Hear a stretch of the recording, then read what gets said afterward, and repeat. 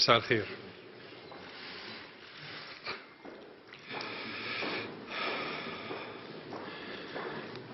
التقيت للتو في جلسة استمرت 2.5 ساعة مع المبعوث الأممي السيد ستيفان دي مستورا.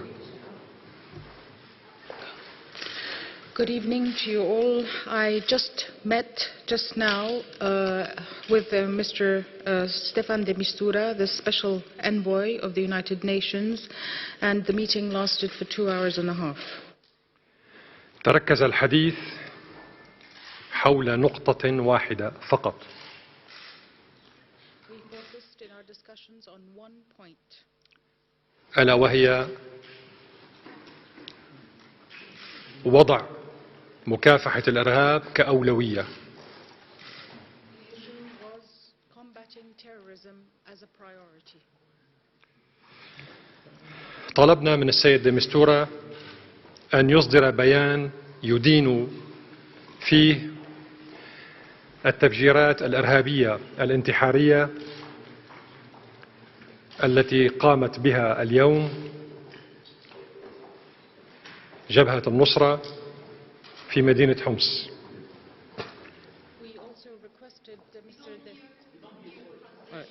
We also requested Mr. de Mistura to issue a statement condemning the terrorist suicide attack that took place today in Homs and was carried out by the Nusra Front. النصرة وشركائها طبعا. And their partners, of course. Nusra. طلبنا من السيد المبعوث الأممي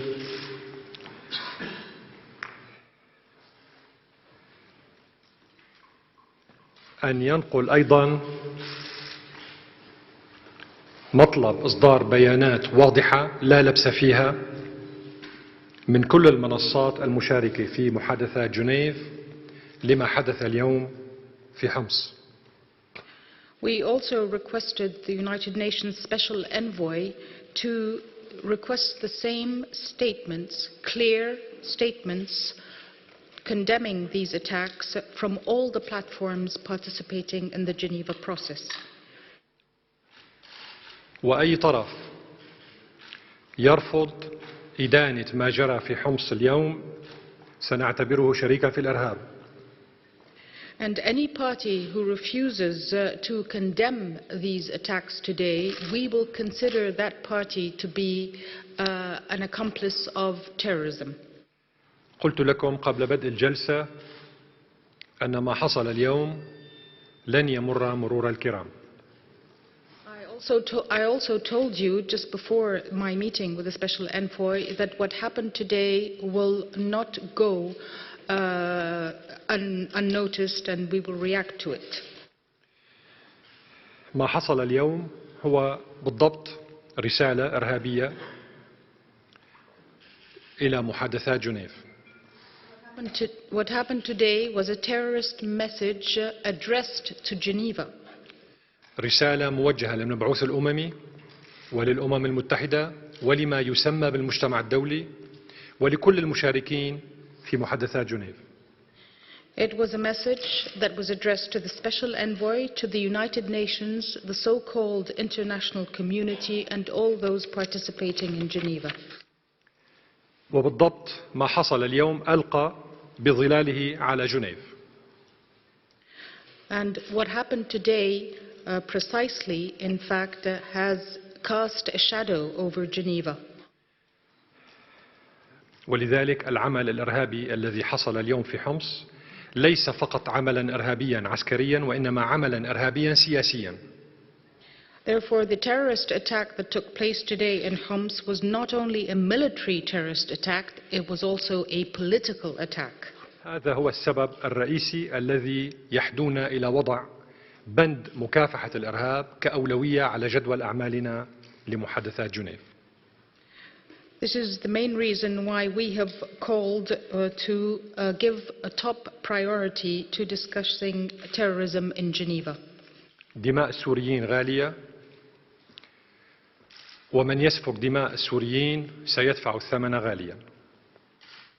The blood of Syrians is precious, and those who kill Syrians will also be punished. لقد أوضحنا بكلام لا غموض فيه أننا جاهزون لمواصلة المحادثات حتى الفجر. We made it quite clear that we were ready to talk until dawn.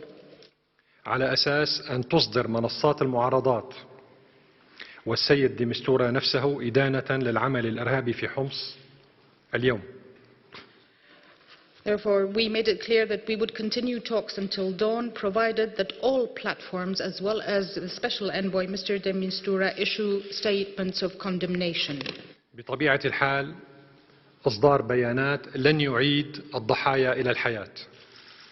Naturally, these condemnation statements will not save the lives lost. ولكن الإدانة ستشكل امتحانا للمنصات المشاركة في محادثات جنيف بصفة معارضة معتدلة، لنعرف إن كانت هذه المنصات ضد الإرهاب أم شريكة في الإرهاب.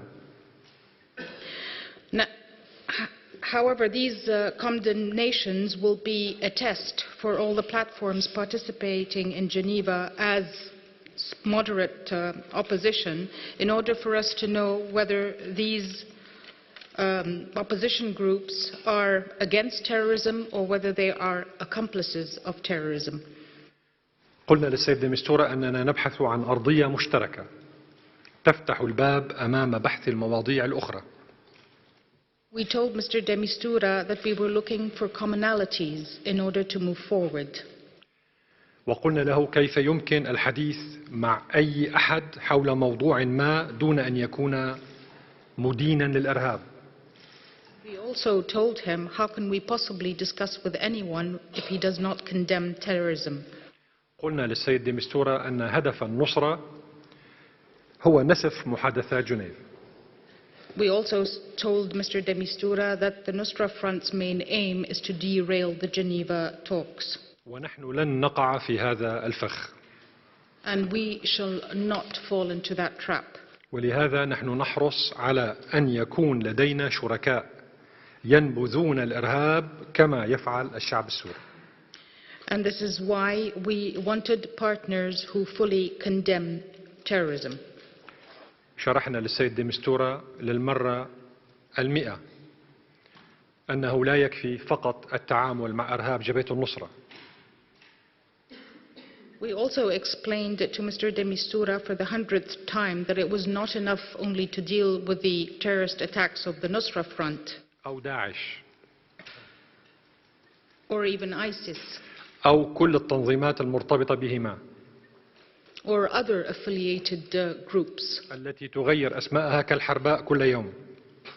who change their colors and their names as though they were chameleons. مكافحة الإرهاب تمر أولا عبر التوجه سياسيا إلى رعاة الإرهاب.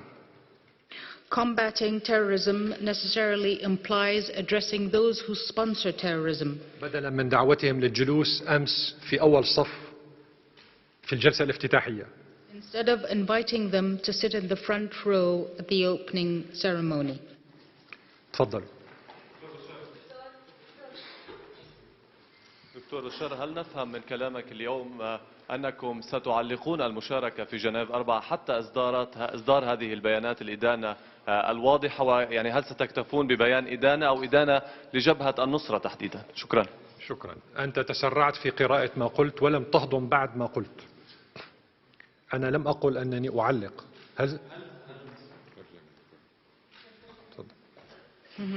Do we understand from that you are planning to suspend your participation in these talks until statements of condemnation are actually issued?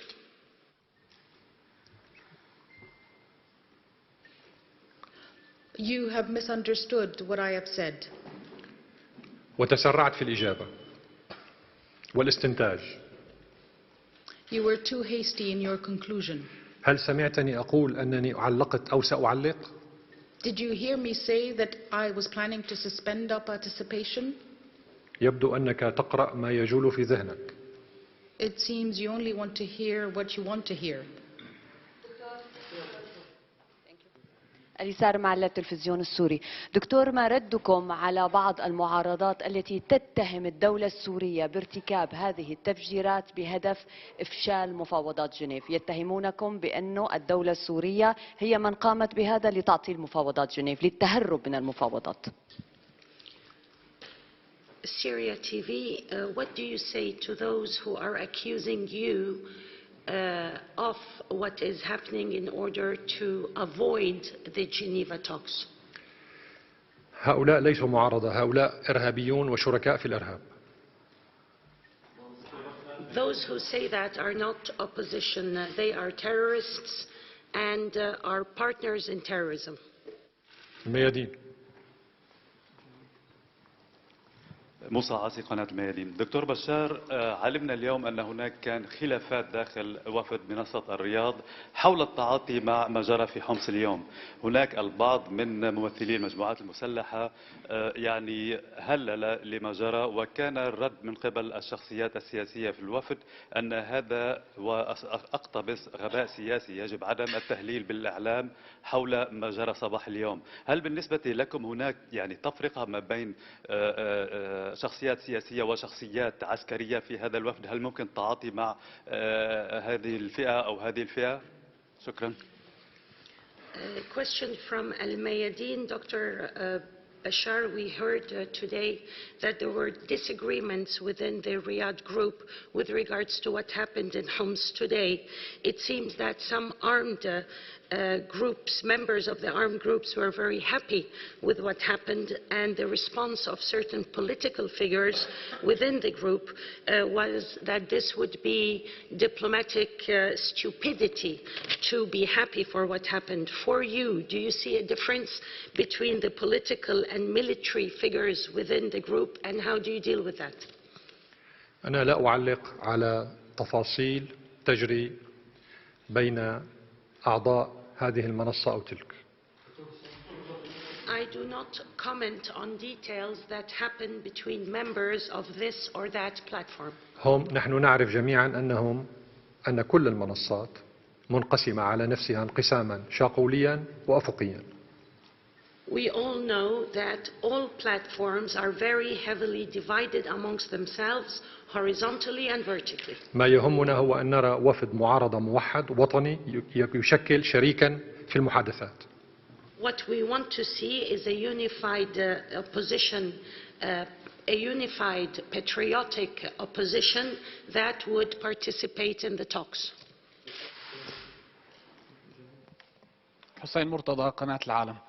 دكتور، بنلاحظ من خلال التفجيرات التي جرت اليوم، لنكن صريحين، الدقة في التنفيذ، وهذا يعني أن المسألة أكبر من مجموعات مسلحة بغض النظر عن مسمياتها.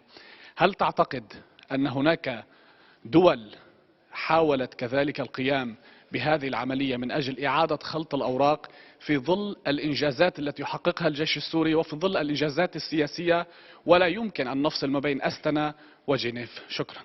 نعم، أعتقد ذلك. سوري. العالم agency. With regards to the explosions of today, let us be very frank and say that they were extremely precise in their implementation. We believe it may be bigger than armed groups, regardless of what name these armed groups are given. Do you think that there are also states that are trying to use such operations to redistribute the cards, especially with regards or at the light of the achievements that have been made by the Syrian army? نعم، أعتقد ذلك، والدليل هو تصريحات وزير خارجية النظام السعودي الجبير وغيره، لكي لا ندخل في شخصنة الأمور، لكن تصريحات الجبير وتصريحات الأتراك حول أن الحل عسكري، يجب أن يكون عسكريا أو عبر إقامة مناطق آمنة. يعني السعوديين بيقولوا الحل عسكري والأتراك بيقولوا مناطق آمنة. فهذه المداخلات، هذا النوع من التصريحات يدل دلالة واضحة على أن هناك حكومات ضالعة في دفع جبهة النصرة وشركائها إلى القيام بالتفجير اليوم في حمص لنسف محادثات جنيف. Yes.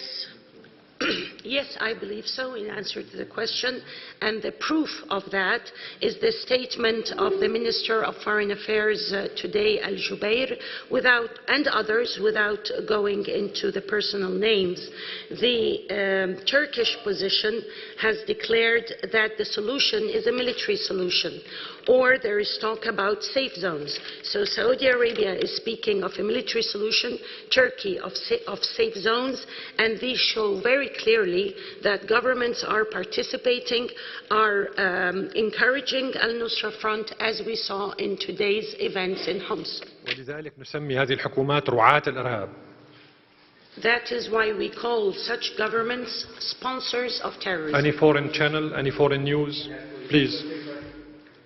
Sorry. ماهر لمونس، وكالة الصحافة الفرنسية. بالنسبة للورقة التي قدمها السيد دي مستورة إليكم، ما هو مجمل مضمون هذه الورقة؟ هل أنتم موافقون على النقاط عليها أم هناك لاءات لدمشق حولها؟ With regard AFP, with regards to the paper of the special envoy, what is the content of this paper and do you agree with it? هذا سؤال فرنسي محض. This is a purely French question. الورقة التي تحدثت عنها لم نصل إليها بعد لأننا نتحدث في أولوية مكافحة الإرهاب. We have not yet reached that stage. We have not discussed the paper because we're discussing terrorism right now. I like the way you are sitting. Yeah, I'm sorry, I don't take offense. Yeah. Jamie Keaton, Associated Press. Sir, 2 days ago, you were in the room together with the opposition at the opening ceremony. What will it take for you to get back in the same room together to meet and speak face to face? Thank you. And is it conditional on what happened today? Thank you. منذ يومين جلست مع المعارضة في الحفل الافتتاحي. ما هي الشروط التي ينبغي استيفاؤها لكي تعود مرة أخرى وتجلس مع المعارضة؟ هل الشرط هو ما حدث اليوم؟ لا يوجد شروط باستثناء شرط واحد فقط، أن نجد المعارضة موحدة في وفد واحد يتفاوض مع وفد الجمهورية العربية السورية كشريك وطني حقيقي. We do not have any preconditions. We have only one condition, and that is that we can sit with one unified patriotic opposition who we can consider as full partner. وفد معارض يدين الإرهاب. An opposition delegation that condemns terrorism ولا يبرر الإرهاب بأي شكل من الأشكال. and does not justify terrorism no matter what. ولا يعمل لصالح أجندة خارجية.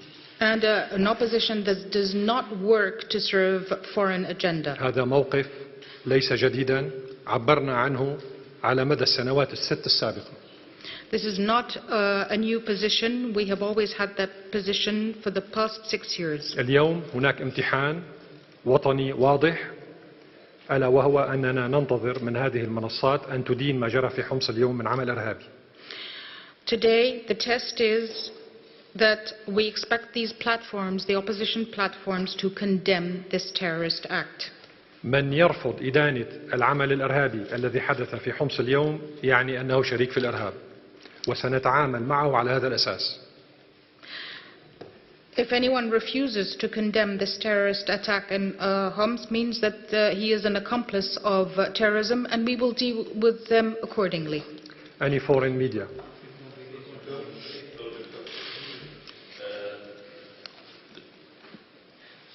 دكتور بشار، قبل وصولك إلى القاعة عساف حبود BBC، قبل وصول حضرتك على القاعة مع الوفد، السيد دي مستورة المبعوث الأممي بيقول تعليقا عندما سئل عن موضوع الذي حصل في حمص: في كل جولة هنالك محاولات للتشويش لكن نأمل أن نتابع. حضرتك طرحت بيانات إدانة واضحة لا لبس فيها. جيد. شو كان الرد من قبل السيد دي مستورة على هذه الطروحات وحول إدانة العمليات. Before entering the meeting room today, the special envoy, in response to our question about the terrorist attack today, said that during every round there are attempts to undermine the talks. You said that you wanted to hear a condemnation from all the platforms. What was the special envoy's response to that request? ما حصل اليوم في حمص كما قلت هو رسالة من رعاة الإرهاب إلى جنيف. Well, as I said, what happened today in Homs was a message that was addressed to Geneva by those who sponsor terrorism. والرسالة مفادها أن رعاة الإرهاب لا يريدون نجاح العمل السياسي للمباحثات السورية في جنيف. And the message of those sponsors was that they do not want the Geneva process to succeed. رسالة موجهة للمبعوث الأممي وللأمم المتحدة ولمجلس الأمن ولكل الدول الراغبة بإنجاح المسار السياسي في جنيف. This is a message that was addressed to the Special Envoy, the United Nations, the Security Council, and all the countries who wish to see the success of the Geneva process. الرسالة مفادها أن الإرهاب أقوى من السياسة. And the main substance of the message is that terrorism is much stronger, much more powerful than politics. وأن رعاة الإرهاب يعملون بلا كلل أو ملل لإنجاح الإرهاب بدلا من إنجاح وقف سفك الدماء ومحاربة الإرهاب.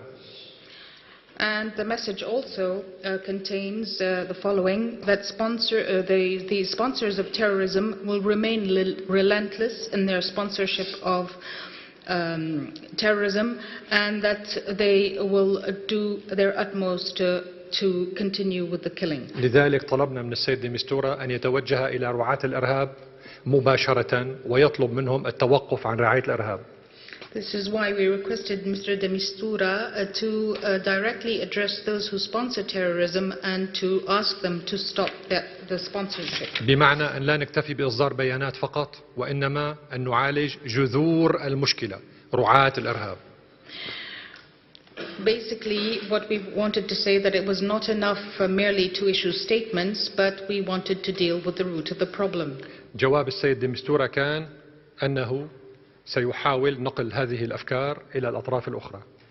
And the special envoy's response was that he will try to transmit those ideas to the other parties. Foreign media, please. فراس دكتور بشار. فراس مارديني قناة السماء الفضائية السورية. قلتم أنكم لم تعلقوا المشاركة، فهل حددتم موعد الجلسة القادمة؟ شكرا. نعم تم تحديد. Sama Syrian news agency, you said that you did not suspend the meetings. Have you scheduled the date for the next meeting? شكرا على هذا السؤال، لأنه فعلا تم تحديد الجلسة القادمة من قبل المبعوث الأممي نفسه، ستكون يوم الثلاثاء. Thank you for your question. Yes, indeed, the meeting has been scheduled by the Special Envoy himself and will be held next Tuesday.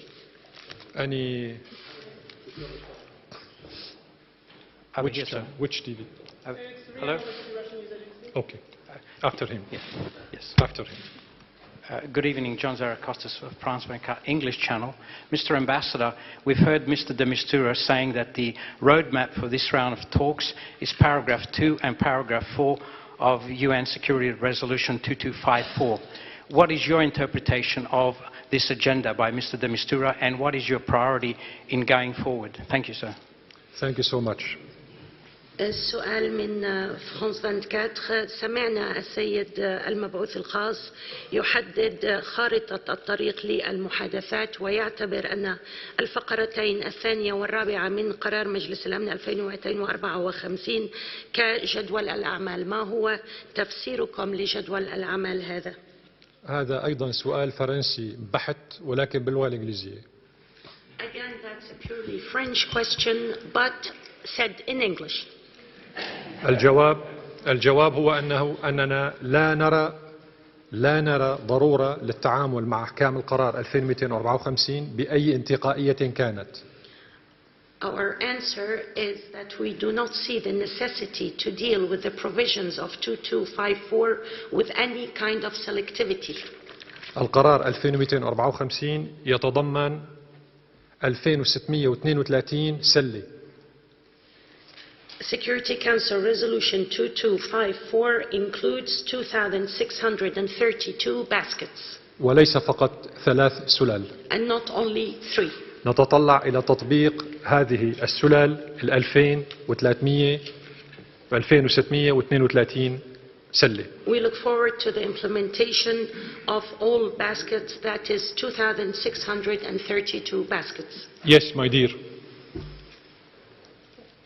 Dr. Jaffery, you said that you discussed terrorism with Mr. de Mistura, and you asked to condemn this terrorist attack from other groups. Does that mean that you are giving up on Astana process if you want to discuss terrorism here in Geneva? And if you want to receive this condemnation of this terroristic act, are you going to be back in Astana and sit together with these groups? قلت سيدي أنك ناقشت موضوع الإرهاب مع السيد المبعوث الخاص اليوم وطلبت منه إدانة واضحة له من قبل أيضا المجموعات الأخرى. هل هذا يعني أنك تتخلى عن عملية أستانا؟ وإن لم تتلقى الرد المناسب من حيث الإدانات هل ستعود إلى أستانا؟ أولا نحن نؤمن بمسار أستانا. First of all, we believe in the Astana track. وشاركنا في أستانا 1 وأستانا 2. We have participated in Astana 1 and Astana 2. وإذا اقتضى الأمر أن نعود إلى أستانا كسائحين كسواح سنعود. And if it is needed that we go back to Astana as tourists, we shall. مدينة جميلة وضيافة جميلة. It's a beautiful city with exceptional hospitality. أما بالنسبة لمسألة مكافحة الإرهاب. As for counter-terrorism. فهذه المسألة هامة جدا ولا تحل في أستانا فقط. This is a very important matter that cannot be concluded in Astana alone. مكافحة الإرهاب هي أولوية على جدول أعمال مجلس الأمن. Counter-terrorism is a priority on the Security Council agenda. مجلس الأمن اعتمد 8 قرارات حول مكافحة الإرهاب في سوريا والعراق فقط. 8 قرارات حول مكافحة الإرهاب في سوريا والعراق فقط. The Security Council has adopted 8 resolutions on combating terrorism in Iraq and Syria alone. Only in Iraq and Syria, 8 resolutions. كلها تم اعتمادها على المستوى الوزاري في مجلس الأمن. They were all adopted at the ministerial level in the Security Council. ولذلك مسألة مكافحة الإرهاب يجب التعامل معها بجدية في أستانا وفي نيويورك وفي جنيف وعلى كل المسارات. Therefore, the issue of counter-terrorism must be dealt with very seriously in Astana, in New York, in Geneva, and on all tracks. هذه هي الأولوية على جدول الأعمال. This is the priority on the agenda. إذا كنا فعلا نؤمن بأنه لا يجب مساعدة الإرهاب كسلاح سياسي ضاغط على المحادثات السياسية. If we truly believe that we do not want to help terrorism become a powerful political pressure on the process. لأن رعاة الإرهاب إذا سمحوا للإرهاب أن ينتصر فهذا يعني الانتصار على القانون في العالم كله. Because if the sponsors of terrorism allow terrorism to be victorious, it will be a victory over law all throughout the world. وستعم الفوضى في العالم قاطبة. Then we would have chaos everywhere on the planet. ولن يكون بمقدورنا العودة إلى أستانا أو المجيء إلى جنيف. And then there would be no possibility of return to Astana or coming to Geneva. Any foreign media, please. Foreign. تفضل. دكتور، بالأمس أستانا واليوم جنيف، وبالأمس دخل الاحتلال التركي إلى مدينة الباب بشكل متوازن مع هذه المباحثات التي تجري الآن في جنيف، وكللت بالتفجيرين الانتحاريين التخريبيين الإرهابيين في مدينة حمص. هل من أمل في استمرار في هكذا مباحثات عبثية في ظل تعنت الدول الداعمة للإرهاب واستمرارها في هذا النهج؟ وما هو طريقة التعامل مع الاحتلال التركي المستجد في مدينة الباب، وهو ضامن أيضا لاتفاق وقف إطلاق النار؟ هل داعش هي مؤسسة يعني لنقل الأملاك السورية إلى داعمي الإرهاب؟ Dr. Bashar, yesterday Astana, today Geneva, and yesterday we saw an invasion of Turkish troops in Al-Bab, and that was in parallel with the beginning of the talks. And all this culminated with the two suicide terrorist explosions of Homs today. Is it possible to continue in this way, facing the intransigence of the states that are sponsoring terrorism? Has Daesh, ISIS become an institution that is working on transferring the property of Syrians outside Syria, and they are themselves sponsoring this terrorism? داعش بالأساس وسيط إرهابي، ولكن عقاري وتجاري يعمل لصالح رعاة الإرهاب، ومن بينهم الحكومة التركية. In fact, ISIS originally is a terrorist tool, a mercantile one that wants to seize property and real estate and is working on behalf of the sponsors of terrorism. وأنتم كلكم تذكرون الصور الجوية التي التقطتها الأقمار الصناعية الروسية لمئات شاحنات النفط والغاز التي كانت تسرق النفط والغاز من سوريا في طريقها إلى تركيا، ومن تركيا إلى إسرائيل، وهي شاحنات تتبع لداعش. And you all remember the aerial pictures that were taken by Russian satellite imagery showing trucks, in fact, stealing the oil, sending it to Turkey and then back to Israel. وتجارة الآثار أيضا، سرقة الآثار السورية والعراقية عبر تركيا وإيصالها إلى أسواق الآثار الأوروبية. You also witnessed the stealing of archaeological artifacts from both Syria and Iraq, taking them to Turkey and then marketing them on the archaeological worldwide market. طلبنا من لجنة فرعية في مجلس الأمن لمكافحة الإرهاب أن تتحقق من مصير 32 ألف سيارة تويوتا جديدة بيعت من شركة تويوتا إلى داعش. طلبنا التحقيق كيف وصلت هذه السيارات إلى داعش. And we also asked a subcommittee, a Security Council subcommittee on counterterrorism to investigate the whereabouts of 32,000 new Toyota cars that were sold by Toyota to ISIS. بعد سنة من السؤال. After a whole year from addressing that question to the Security Council, جاءنا الجواب بأن شركة تويوتا قد باعت هذه السيارات إلى كل من السعودية والأمارات العربية المتحدة وقطر وتركيا. And we were told by Toyota that it had sold these cars to Saudi Arabia, the United Arab Emirates, as well as Turkey. شكرا لكم. Thank you very much.